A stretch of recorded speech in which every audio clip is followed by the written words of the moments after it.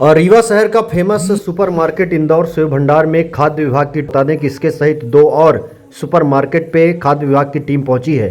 Indore save भंडार में लगातार शिकायतें आ रही थी, जिसके बाद खाद्य विभाग के अधिकारियों ने इस पर की है। आइए सुनाते हैं इस पर अधिकारियों ने क्या बताया। इंदौर सेव भंडार। इंदौर सेव भंडार सर, इनमें क्या पाया गया सर? कुछ इनमें भी हमने ये जो है प्राथमिक जांच के आधार पर जो शॉर्ट एक्सपायरी की कंप्लेंट है, मैंने आपको बताया, उसके आधार पर जो मिष्ठान और नमकीन विक्रय किए जा रहे हैं, इनके नमूने लिए गए हैं। इसके अलावा वहाँ जो ग्रेन्स विक्रय हो रहे थे, एक्चुअली क्या हो रहा था, बीच में कंप्लेंट आ रही थी कि इनके पास से जो चावल विक्रय हो रहा है उसमें खून लगा हुआ है। उसके आधार पर चावल के नमूने लिए गए। कलेक्टर महोदय से निर्देश प्राप्त हुए हैं कि जो हमारे यहाँ सुपर मार्केट हैं उन पर भी त्यौहार के समय पर पैक्ड फूड आर्टिकल्स होते हैं, सोन पपड़ी होती हैं, आपके ड्राई फ्रूट्स होते हैं, नमकीन होते हैं और प्री पैकेज फूड है, ये सारे के सारे विक्रय किए जाते हैं। और यहाँ पे इनका काफ़ी स्टोर होता है बहुत बड़ी क्वांटिटी में।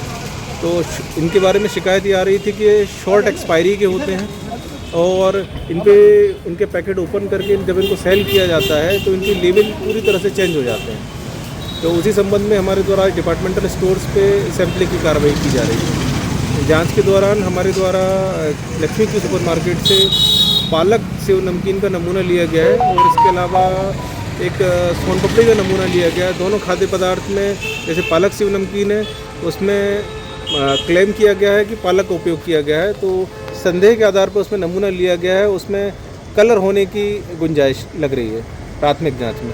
इसके अलावा जो सोन पपड़ी है उसमें इन्होंने आमंड का क्लेम किया है कि आमंड एक बहुत अच्छी मात्रा में है। उनने जो पिक्टोरियल उसमें शो किया है, आमंड दिखाई दे रहा है सोन पपड़ी के हर पीस के ऊपर। तो हमने उसका सैंपल जांच के लिए भेजा है कि उसमें परसेंटेज निकल के आए कि कितना परसेंटेज जो क्लेम कर रहे हैं वास्तव में उतना है या नेग्लिजिबल क्वांटिटी में ही सिर्फ है।